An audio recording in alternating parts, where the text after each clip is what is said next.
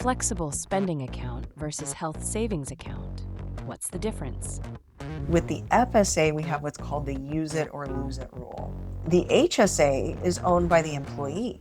It accumulates over time. You can't contribute to both a full medical FSA and an HSA in the same year. But one might save you more than you think.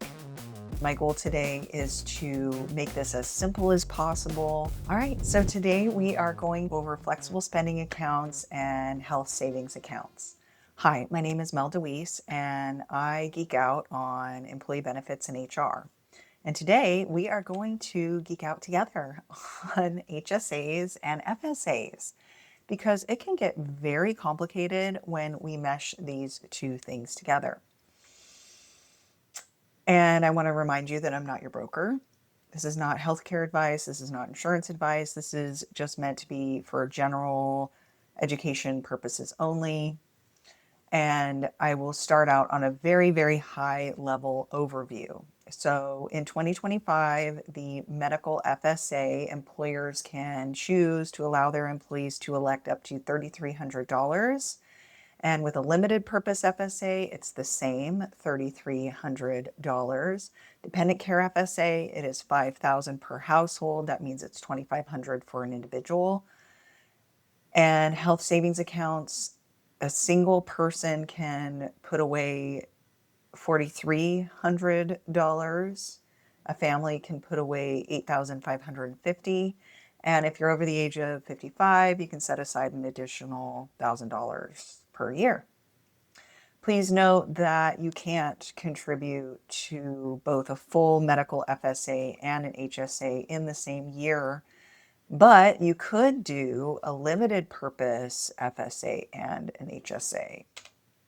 So I'm going to get more into the details on exactly what this means. It's all this FSA, HSA jargon, insurancy jargon, mumbo jumbo. And my goal today is to make this as simple as possible. You may be an employer looking for answers. You're maybe looking to set up an FSA, or you're wondering if it's even a good fit for your organization. Maybe you're just wanting to understand the difference between an FSA and an HSA. So I'm going to go over all that. So let's start out with, what is an FSA? FSA just stands for Flexible Spending Account. It is a benefit that allows you to set aside pre-tax dollars to pay for qualified medical expenses, because usually when we're out here, we're paying for copays, deductibles, Tylenol, allergy medications, urgent cares, hospitalizations, lenses, frames, contact lenses, dental work, orthodontia work, all of that. Without an FSA or an HSA, you're paying taxes on that money, and then you're paying your copays. You're paying taxes on your income, and then you're paying your deductibles. Well, with an FSA or an HSA, you can use pre-tax dollars, or dollars that you're not paying taxes on, for these expenses. So that's what the concept is behind these plans, and that's why we set them up. And with the FSA, we have what's called the use it or lose it rule. So let's say you start out at the beginning of the year, you decide, I'm going to spend $1,000. I expect I'll spend $1,000 on healthcare this year in copays. And so you sign up for an FSA and you set aside $1,000. Well, that $1,000, if you do not use it by the end of the year, you could lose it. All right. Now, please keep in mind that some employers do have rollover features or a 2.5 month extension. So this is a question for you. If you're an employer and you're looking to set up an FSA, which one do you want to do, if at all? Do you want to set up a rollover? And if you do, the most that you can put aside or allow your employees to roll over a year is $640.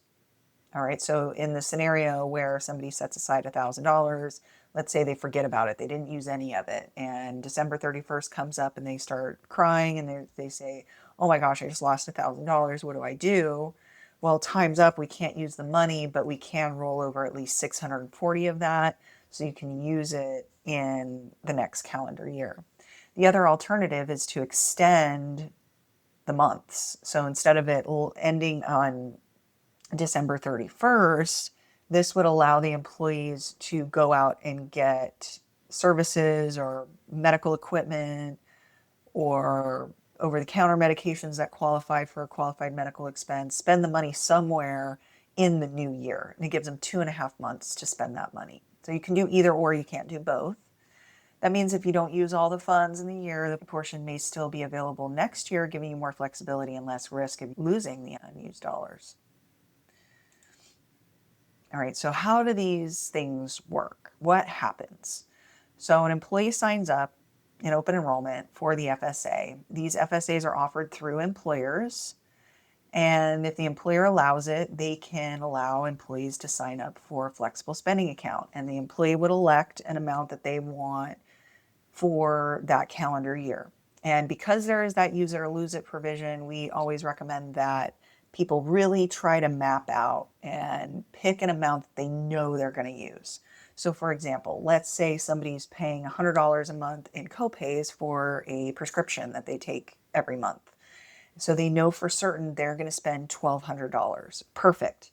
If that's their known expense and this is their first year doing an FSA, I would recommend they just set aside the $1,200. That way they are not losing any money signing up for this plan.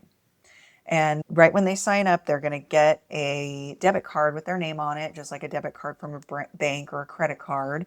And they have access to that $1,200 on that credit card. And they swipe it every time they go to that pharmacy, because they're planning on using it at the pharmacy. They're going to be swiping that card every month. They go to the pharmacy to pick it up. Now that $1,200 is available day one. So the HSA, it's not available day one, and we'll talk about that. But on the FSA, that $1,200 is available day one, which is very, very helpful for people, especially if they have braces, things like that, that they're trying to figure out how they're going to pay for. If they set aside, let's say, $3,000 in the year for braces, and they go to that first orthodontia appointment in January, it's very useful to have that $3,000 up front, and then the employee pays it off throughout the year through their pre-tax contributions, through their payroll deductions. So they're getting deducted every paycheck from their payroll to help pay for that $3,000. It gets divided up throughout the year. The HSA is a different story, and we'll get to that. So funding your account, contributions to your FSA are tax-free deductions from your paycheck. So you will see it come out of your paycheck.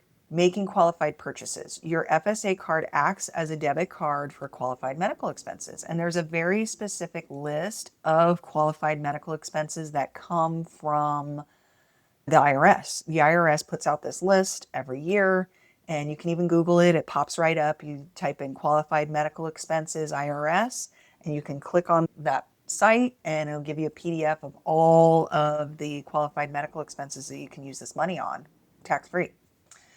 I'll go over some of them here too. It includes copays and deductibles. So if you have a health insurance plan, you've got copays and deductibles, you can use your FSA to pay for those. You can also use it for any qualified prescriptions, including insulin and medical equipment and many other things.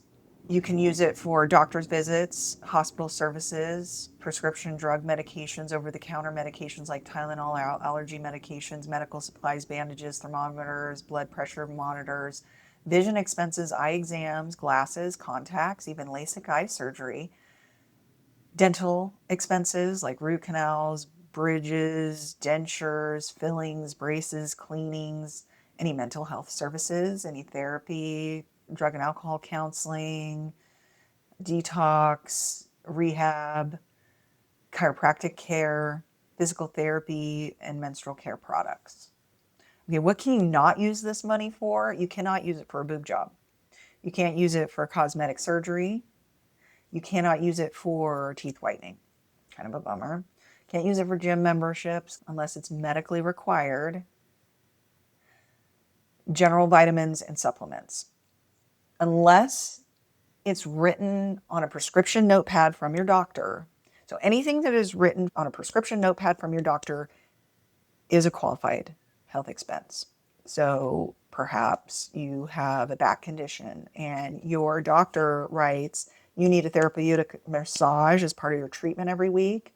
in addition to physical therapy. Physical therapy is qualified medical expense, and those therapeutic massages are a qualified medical expense. And let's say you find out you're deficient in vitamin D and your doctor writes you a prescription for that. That would be a qualified medical expense. General vitamins and supplements are not a qualified medical expense unless you have that prescription from a doctor. So now that you have a decent grasp of what an FSA is, I'm going to confuse you. We have HSAs. So what is an HSA? What is an FSA? And I'm going to talk about the differences first, and then we can get into some more of the nitty-gritty details on the HSA. So FSA, HSA, FSA is flexible spending account, HSA is health savings account. And you can have both at the same time, but with a limited FSA, and I'll get to more of that at the end. The FSA is owned by the employer. So the employer is basically putting up the money up front because, like I said, when you sign up for that $1,000 or that $3,000 January 1st, it's available to you right away. Okay, it's pre-funded. And that money isn't coming out of thin air. It's owned by the employer. Okay, it's coming out of an employer-funded account. Now, the downside to that is you lose it. If you don't use it, you lose it. Okay, and there's a downside to the employer too, and I've talked about that before, but I'm not going to go off on a tangent right now. The HSA is owned by the employee. Okay, so the employer is putting funds into your account that you own personally. It's just like any bank account, like a checking account, savings account, similar to that. It's not just like, but it's similar that you own it and your employer can't take money out. They can put money in, but they can't take money out. Okay, so it's owned by you. If you leave the employer, you take it with you. FSA must be offered in a group health plan by the employer. It has to be offered in a group setting. HSA must, it doesn't have to be offered in a group setting. You can have an HSA and be an individual, but you do have to enroll in a high deductible plan. You have to have a high deductible plan that's qualified as an HSA qualified plan. You can have a high deductible plan that's not HSA qualified, and you would be breaking the rules if you had an HSA and a high deductible plan that wasn't HSA qualified. You have to have an HSA qualified health plan. And those plans are high deductible and they cover nothing during the deductible, okay, except for preventative. But you must be enrolled on a high deductible plan to have an HSA.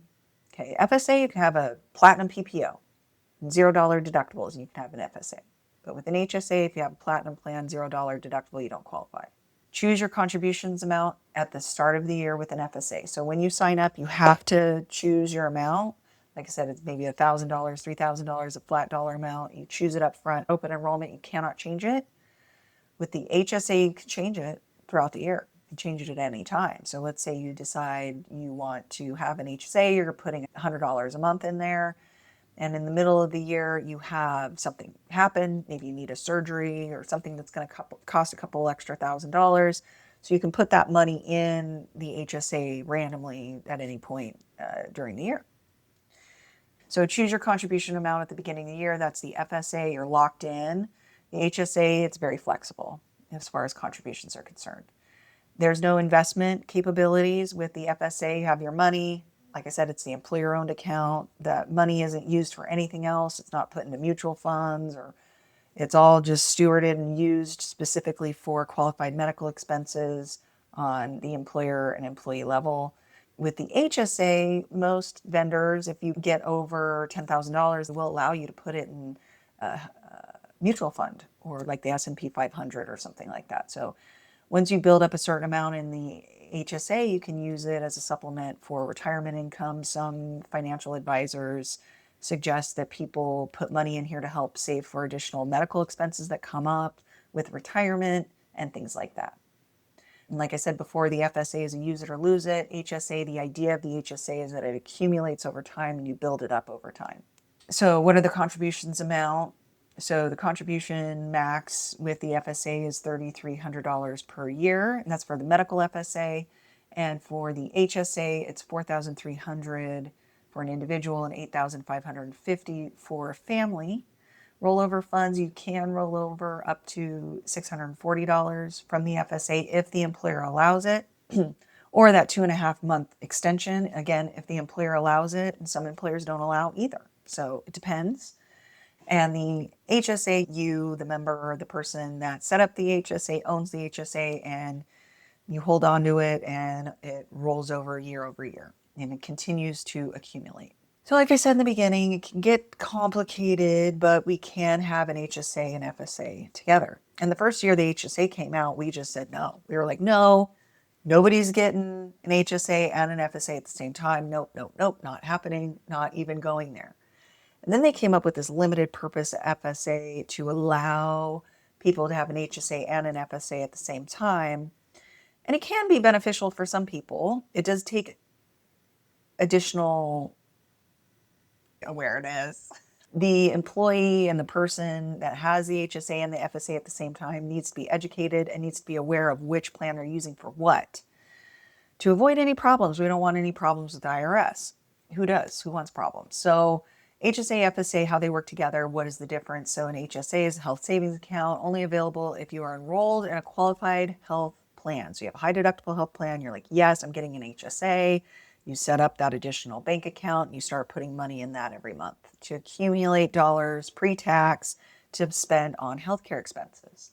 And then along comes perhaps your employer or your spouse's employer, and they say, hey, we've got this great thing. It's a flexible spending account, and you can sign up for it. So you're wondering, I'm going to keep my HSA there, but maybe I can maybe I can get more tax-free money to spend on these things I need every year and that I spend money on every year and not have to pay taxes on that money. Maybe that would be useful. So that limited FSA you can do, and it's a limited purpose FSA, which basically means that you can only use that FSA for dental and vision. Of course, you can continue to use your HSA for other things, your medical deductibles and copays and all that fun stuff, but your FSA would just be resigned to dental and vision. I think the best way to bring this home is to talk about some examples. So when you're enrolled in both the HSA and FSA, you have to have a limited purpose FSA. Just very important that you ask for this limited purpose FSA if you have an HSA. It is used for only dental and vision expenses. You can't use it for any medical expenses. Okay? This allows you to save more on pre-tax dollars. In this example, let's say Samantha has a limited purpose FSA. She uses her HSA just for her doctor's visit, copays, and her prescriptions. And then the FSA she's going to use for her daughter's braces and her annual eye exam. So she calculates that all out on pen to paper at the beginning of the FSA plan year. So she selects the right amount that she knows she's going to use because she doesn't want to lose it. And she signs up for that amount. Now, Carlos has an FSA and an HSA, and he estimates his medical expenses will be $1,500 because he's going to the pharmacy every month. And he knows that at the end of the year, that's how much he pays in copays from his prescription. So he's going to use his HSA card for every time he goes to the pharmacy. And then he spends that money on prescription drug copays. He knows everything in his HSA is going to go towards his prescriptions, and that's all he's going to use it. He's on a limited purpose FSA, and he does have some dental work he needs. It's going to be about $3,000. So he sets that aside in a limited purpose FSA, and he uses that FSA only for those dental expenses for that year. All right. So hopefully that brought that home. Another question that I got is it the same amount? If my limit on the medical FSA is $3,300, is that the same limit on the limited purpose FSA? And the answer is yes. All right. So even though it's a limited purpose FSA, it can be used for dental and vision expenses. You can still contribute up to the full annual limit, just like you would with a regular FSA. This makes the limited purpose FSA very appealing to people who have high dental or vision costs. Maybe they get new glasses every year. I mean, new glasses are very expensive, and dental work is not getting any cheaper. It's not uncommon to spend $7,000 at the dentist. So it's very helpful for employees to have access to these kinds of programs so that they can take advantage of these tax-free benefits. If you want to preserve your HSA funds, that's another reason to have a limited purpose FSA. A lot of people want to keep as much money as they can in their HSA because they want to start saving for retirement or use it for a portion of their medical expenses in retirement. If they don't have to use the HSA, they don't want to. So that limited purpose FSA gives them that advantage to lean on that more than their nest egg or a portion of their nest egg. Some people just want to maximize any tax savings they can at all utilize And so combining these two can help an employee accomplish that. With the dependent care, an employer can allow employees to deduct up to $5,000 in a calendar year if they're filing taxes as a family, married, filing jointly. If it's single parent, unfortunately, it's only $2,500. I wish the IRS would address this. Obviously, single parents need more dependent care. Married people arguably need at least the same amount. But that's how it's set up. These are the things that we come across when we're dealing with black and white legislation and guidelines and government. Sometimes it doesn't make sense when we get it in the real world. It doesn't always work out great for everybody. But dependent care, FSA, $5,000 per household, $2,500 if you're single. And that's the money that a person can set aside pre-tax to pay for childcare. Great, absolutely fabulous benefit that employees have access to. Dependent care, you can use this money for dependent care. Dependent care is for children or elderly adults that you are taking care of. Now, it has to be a facility that has a tax ID number and is filing taxes. So if it's babysitter down the street and you're paying your cash, it's probably not going to work. Again, you do have to have a tax ID number, and it does have to be child care specific tax ID. I've seen it where perhaps a child care facility is more like a school, and that can cause some issues. Most child care facilities have this all worked out very well. Even if they do have a school attached, they have a way of getting it listed under child care, at least a portion of it listed under child care, so you can take advantage of an FSA if you have a dependent care FSA. But talk to your child care providers about this. And if they have a tax ID number, then you're probably good to go. All right. So the elderly is your tax dependent. So that's number one. The elderly person, if you do have an elderly parent and they are your tax dependent, a parent or parent-in-law living with you, the care is necessary so that you and or your spouse can work. That is a requirement. Or if you need it to look for work or to attend school full time, the care is provided in your home or in a licensed adult care center, not a nursing home or long-term care facility. It has to be an adult daycare facility. All right, that's typically when I've seen this processed and covered, is it's usually an adult daycare facility. What doesn't qualify is a nursing home or residential care that includes medical services. Has to be adult care, not medical services. Overnight care does not qualify. Care from someone who does not live with you or is not your tax dependent. What that means is care for someone who is not living with you and is not your tax dependent. So if you have an elderly parent, either it's your parent or an in-law, and they are living with you, that is someone that you can use this benefit for. All right. If they're not living with you, they're probably not your tax dependent, and this probably won't work. Key IRS requirements. The dependent must be physically or mentally incapable of self-care. You must provide more than half of their support. The dependent must live with you for more than 6 months. Okay, so those are the three things that will allow you to use elder care, use the dependent care FSA for elder care. That's all I've prepared for today. Thank you so much for hanging out until the end. If you have any questions, please write a comment, reach out to me. I do have a link down below if you're an employer and interested in a free assessment with me. It's a quick questionnaire to complete, and we can get working on an assessment for you. Please like the video if you want to see more content like this. Thank you for hanging out until the end, and we'll see you next time. Bye-bye.